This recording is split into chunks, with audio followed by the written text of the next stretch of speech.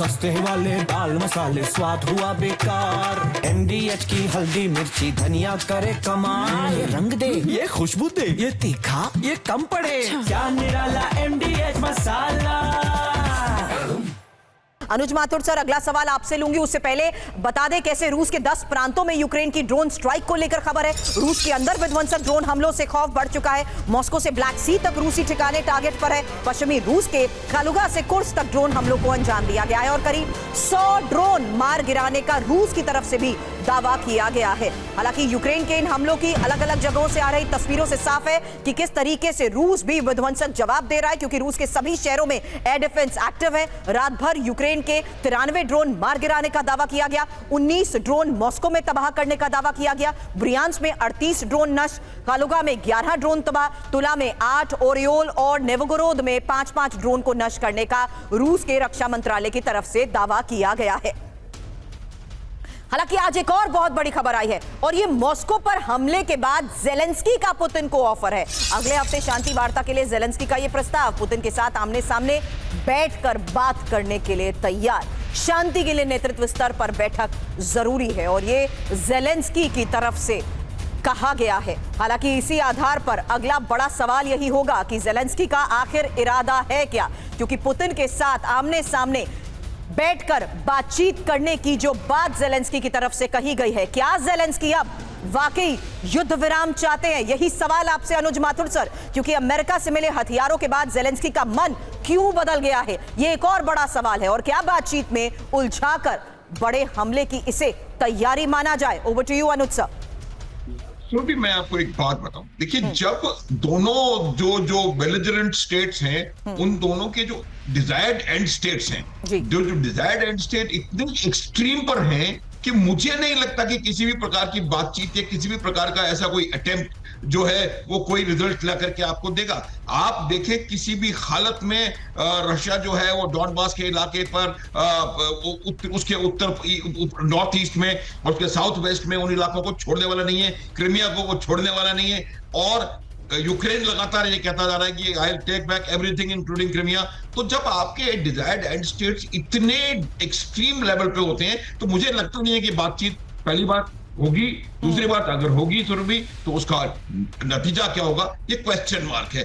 आपकी बात बिल्कुल सही है, कहीं ना कहीं वो एक ऐसा एक प्रिपरेशन टाइम को निकालना चाह रहे हैं ताकि वो ज्यादा विगर के साथ उसके ऊपर हमला कर सके। लेकिन एक बात मैं बताता हूं कि जो यूक्रेन कर रहा है वो तमाम जो मेरे को नजर आ रहा है वो तमाम नॉन कॉन्टैक्ट वॉरफेयर है। और वो ड्रोन से यहां हमला, मिसाइल से वहां हमला, उससे वहां हमला, उससे आप नुकसान पहुंचा सकते हैं लेकिन कोई डिसाइसिव विक्ट्री आपको कहीं नजर नहीं आएगी। जबकि रशियन एक्शंस जो है वो लगातार कोई ना कोई हर रोज कोई ना विलेज पे या किसी पीस ऑफ ग्राउंड के ऊपर लगातार कब्जा कर रहे हैं और वो अपने डॉनबास के इलाके में और नीचे खैरसोन के इलाके में और बढ़ते चले जा रहे हैं आगे। तो मेरे को ये लगता है कि अभी as it stands now it is a big advantage Russia, और उनको वो नॉन कॉन्टैक्ट वॉरफेयर में भी वो मिसाइल्स वेस्ट में और कीव में सब जगह फायर कर रहे हैं, plus they are gaining ground. Decision किसी भी लड़ाई में जब तक आप ग्राउंड के ऊपर प्रोग्रेस नहीं करेंगे कोई निर्णय आएगा नहीं। आप कितने भी बम गिरा के कितना नुकसान पहुंचा लें, लेकिन विक्ट्री तभी आएगी जब आप ग्राउंड पे करेंगे। उदाहरण के लिए जो यूक्रेन ग्राउंड में तो पूरी तरीके से जेलेंस्की यूक्रेन वल्नरेबल हो चुके हैं। क्या यही वजह है कि अब सीधे मॉस्को पर हमले को अंजाम देने की हिमाकत जेलेंस्की कर रहे हैं? क्योंकि अमेरिका और नेटो से मिले समर्थन के बाद सीधे जिस तरीके से मॉस्को को अब टारगेट किया जा रहा है उसी आधार पर ये सवाल थे। और दूसरी तरफ ये कह देना कि शांति के लिए नेतृत्व स्तर पर बैठक भी जरूरी है, इसी आधार पर यह सवाल थे कि आखिर जेलेंस्की क्या अब वाकई युद्ध विराम चाहते हैं। लेकिन इस बीच आज एक और बहुत बड़ी खबर आई है जहां चीन में सबसे बड़ी बैठक का प्लान बन रहा है और ये ट्रंप, पुतिन, जिनपिंग की एक साथ बैठक के ही मेगा प्लान को लेकर खबर है। आपको बता दें वर्ल्ड वॉर 2 की सैन्य परेड में भी हो सकती है मीटिंग और सितंबर में ट्रंप को चीन आमंत्रित कर सकता है और चीन के कॉलमिस्ट के हवाले से द टाइम्स की फिलहाल रिपोर्ट में क्या बड़ा दावा किया जा रहा है, ये खबर अब आपके सामने। और प्रोफेसर राजन, एक शॉर्ट रिस्पॉन्स इस खबर पर, क्योंकि ट्रंप, पुतिन और जिनपिंग, ये सबसे बड़ी बैठक जहां चीन बना रहा है त्रिपक्षीय शिखर सम्मेलन का प्लान,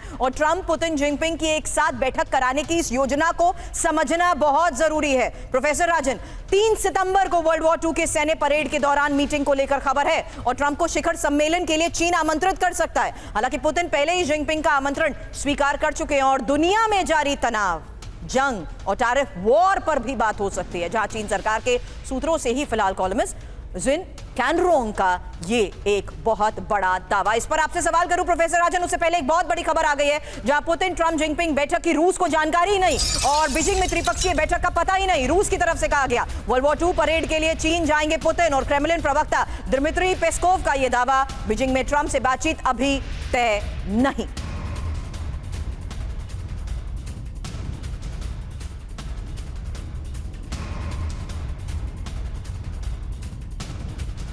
तो क्रेमलिन प्रवक्ता पेस्कोव का यह दावा, जहां आपको बता दें ये एक बड़ी खबर है, बीजिंग में त्रिपक्षीय बैठक का पता ही नहीं, रूस की तरफ से फिलहाल ये बात कही जा रही है। ओवर टू यू प्रोफेसर राजन।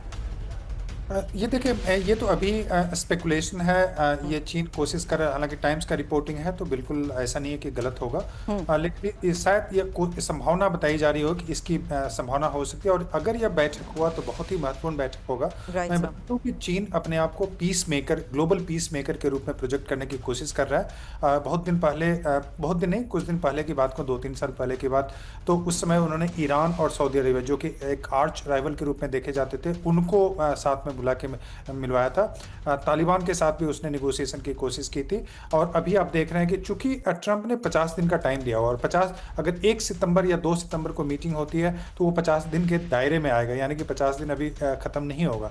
तो वैसे में शायद अगर बीजिंग कोशिश कर रहा हो कि दोनों को बिठा के वहाँ पे रूस, यूक्रेन इत्यादि पे भी बात हो, फिर ग्लोबल ऑर्डर की बात हो, तो यह बहुत बड़ी संभावना होती है और चीन के ग्लोबल स्टेचर को काफी ऊपर तक ले जाएगा।